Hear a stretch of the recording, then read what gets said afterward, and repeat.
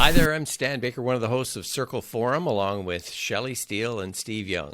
In this episode, we talk about how to deal with those out of the ordinary experiences that seem to come up fairly frequently in schools.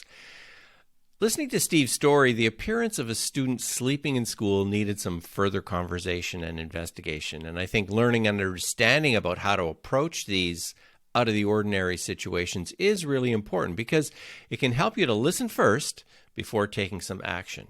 Now, if you're currently facing an unusual situation at school, then this episode is for you because it can help you to slow down, be curious, and ask great questions. So we talk about things like having a relationship with students helps to have a conversation about these unusual situations. When you learn someone else's story, it can help you to come up with helpful school responses. And not all the staff will understand the decisions unless they're included in a fair process. At the end of this episode, be sure to visit our website, www.restorative.ca, where you can find some free restorative resources. And if you enjoy this episode, be sure to subscribe. Now let's head over to the discussion with Shelley, Steve, and me, Stan.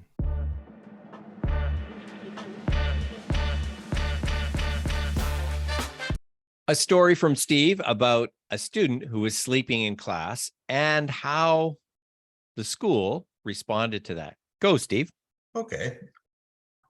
It was quite a while ago, but I remember it quite vividly because we dealt with it so intently.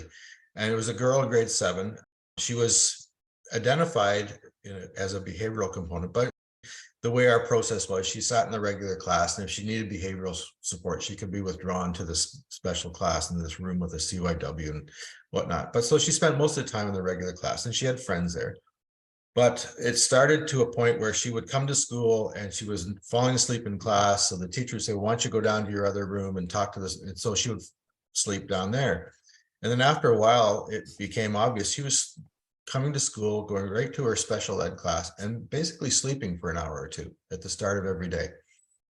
Or if she did go to her integrated class, she'd fall asleep on the desk. And so a lot of the teachers in the school thought, this isn't right. Kids shouldn't be sleeping in class. You need to do something about this, but she shouldn't be allowed to sleep. She should be suspended. She should be sent home.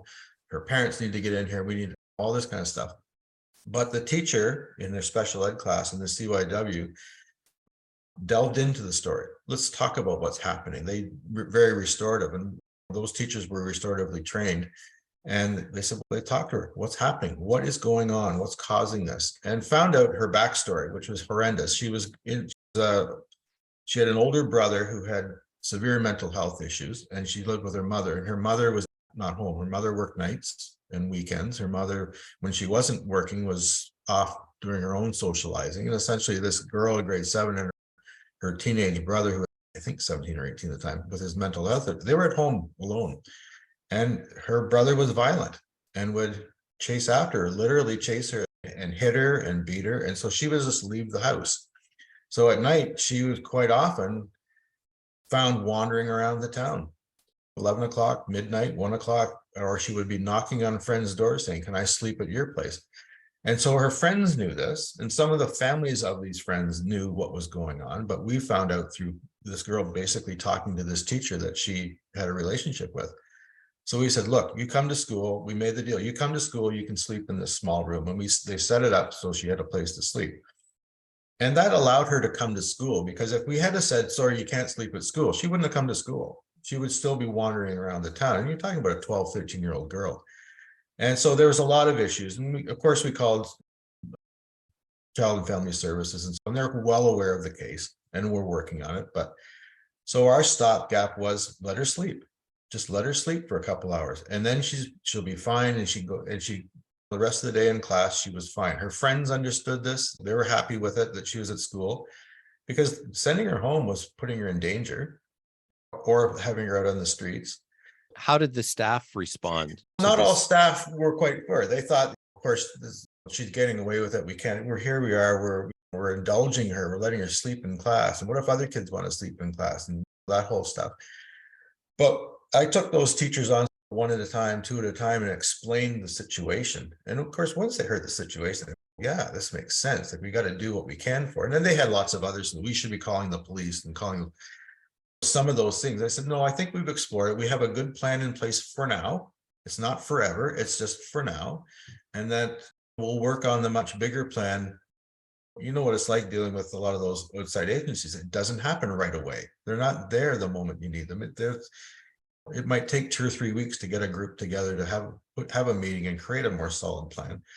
So in the meantime, this was our solution. Have her come to school and go to sleep and sleep in class. And we put her off on the side. The rest of the kids didn't see her sleeping, but they knew, her friends knew where she was, and it worked. It worked really well. It got her to school.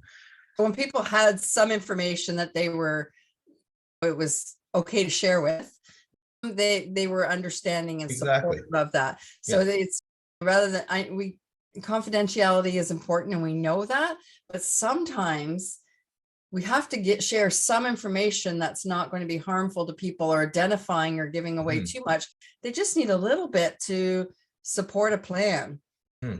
They didn't need all the details of her life. They needed some, and it's coming from somebody they trust, that this is what this kid needs right now. But this is also what we're doing for her. Yeah. And it really, to me, illustrated a fair process, because you said, Steve, you talked to one or two at a time, gave them the information that they needed. So you engaged them in that conversation, gave them an opportunity to have a say, set out the explanation, and then had expectation clarity going forward. Right. And I think the key to this whole thing was the teacher in the CYW. They had a good relationship with this girl already. And when they said, let's talk about the sleeping, tell us what's happening, not why are you sleeping in class and you shouldn't be sleeping in class. It was, in other words, they approached it as, let us know what's going on and we're here to help you, not you can't do that or else you're out. And which is what the approach that some people wanted to take. And so you often wonder, if that was the approach we took, wonder where she'd be right now. What would have happened to her? So that goes back to building the rapport and building relationships. Yeah. Before anything is really happening, just taking that time to connect, so that when bigger things happen, you already have that base to work from. Yeah. And then asking the right questions, I think, or the most helpful questions. You can ask a lot of questions, but the most helpful ones are the restorative ones to me as well. And the big question, what is it you need? I need to sleep. Okay, we can do that. And we can do that by talking to everybody and making sure it's okay, because obviously every kid in the school can't just sleep for 2 hours a day because they feel like it, but she had a reason. And so it's also that every problem is different. It's the context of each child's history and their story. So we can't approach every problem with all the same solutions. It has to be context focused in terms of dealing with some of these harder cases. So being curious and using those restorative questions, just that first one, what's happening, and truly being curious to hear what's happening, because it may not have been anything you've ever experienced before. You're going to gain some information to then move your next steps forward. Yeah. I can't tell you how many times I've had situations explained or come to understand things that are different than they appear to me. And just being open to the possibility that things are actually different than they appear to me as an adult in the building. And then to recognize that getting the appropriate amount or enough information so that people will at least understand, certainly with safety. When people started to hear, I'm sure, that, listen, this is about safety. She is getting beaten, physically abused when she's at home, and she, for her own physical safety, needs to be out of that situation, and hence she's not sleeping. People have to change their minds and recognize that it's a situation that requires a different kind of response. As an administrator, when people come to you with a problem that sounds outrageous or outlandish, or demanding solutions to something that you think, take your time to really understand what is going on before you make a decision of how you're going to move forward.